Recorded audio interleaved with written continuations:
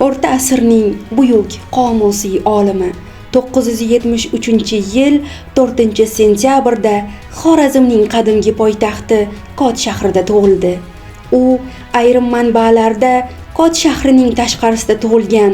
Shu sababli uni tashqarilik degan taxallus bilan atashgan deyishadi. U juda yoshligidan ilm va fanga qiziqadi. Sevgan fanlari astronomiya, matematika, geodeziya, geografiya va mineralogiya edi. Alloma o'zining geodeziya asarida 990-yil Kot shahrining geografik kengligini aniqlaganini yozadi.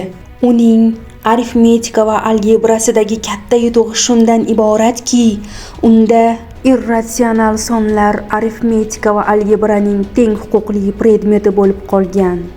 Olim tibbiyotga bag'ishlangan Saydana asarida mingdan ortiq dorivor moddalarni 30 tilda yozib chiqqan.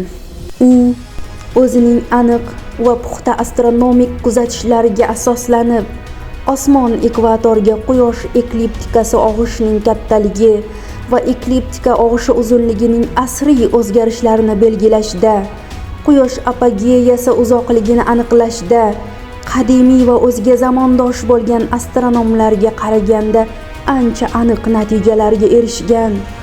1029 ta yulduzning koordinatalari va yulduz kattaliklari qayd etilgan yulduzlar jadvalini tuzgan hamda Kolumbdan bir necha asr avval Amerika qit'asi mavjudligini ilmiy asoslab bergan va globus asoschisi Olim Sulton Mas'udning o'g'li Mavdudning hukmronligi yillarida o'zining mineralogiya va farmakogneziya deb atalgan 2 asarini yozadi. Ularning har biri mazkur sohalardagi betakror asarlardan bo'lib, jahon madaniyatining noyob durdonalaridan hisoblanadi.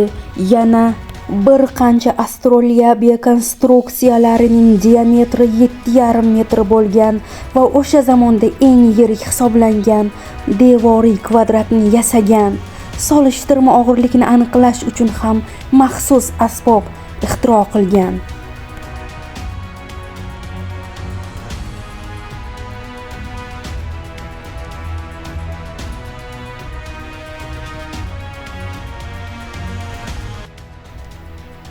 Ilmiy tafakkurning buyuk namoyandasi, beruniy merosi, abadiy ilm chirog'i, 1000 yillik ilmiy tafakkurning sirlari sizni ham ilm va tafakkur safariga chorlaydi.